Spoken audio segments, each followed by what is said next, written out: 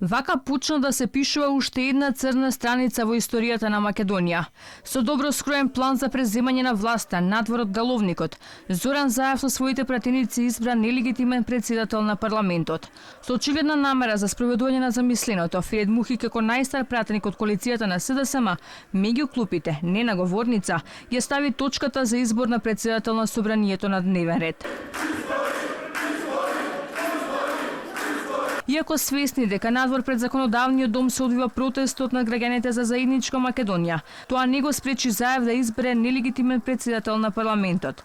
Иако на 27 април тврдеше за себе дека не е интернет пратеник, токму тогаш со 62 гласа за од коалицијата на Заев, кои никој не ги преброја, Талат Џафери од ДУИ беше избран за незаконски председател на парламентот.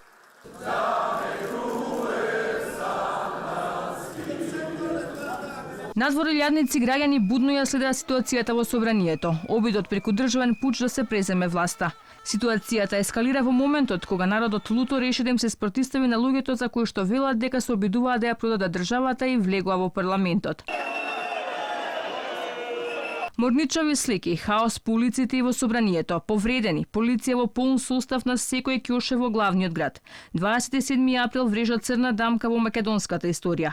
За власта, предводниците на движењето за заедничка Македонија со влегувањето во собранието и пењето на македонската химна станаа терористи со обвинение дека сториле терористичко загрозување на уставниот поредок.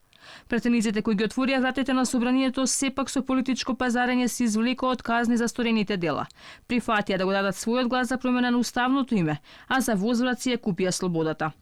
Следуваа и нови удари. Под притисок, пратениците кои беа дел од обвинувањата за случките на 27 април се испазарија и со својот глас за менување на уставното име на Македонија излегоа на слобода и повторно влегоа во парламентот. Со уцени и пазарање беше изгласен и законот за обвинителство, на ден пред распуштање на собранието по низата турбуленции на политичката сцена. Помина и законот за двојазичност, кој беше услов за владината коалиција на Заев и Ахмети и неговото задржување на власт.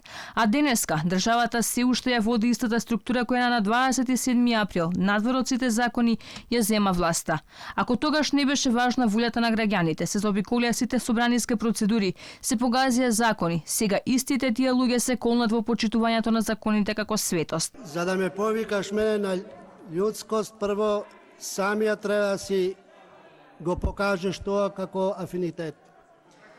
Второ, може да се закануваш овде со што сакаш. И кажувам, можете да се заканувате овде со што сакате. Те слушав, 3 минути да слушав.